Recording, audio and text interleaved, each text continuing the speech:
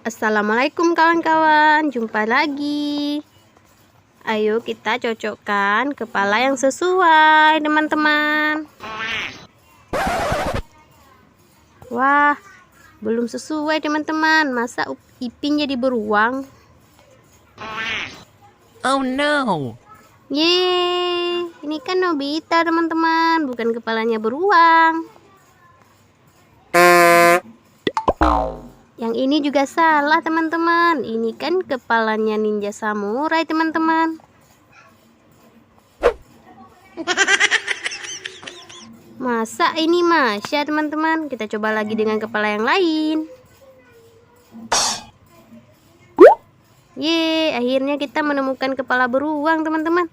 Imut sekali ya. Terima kasih ya teman-teman sudah membantu mencari.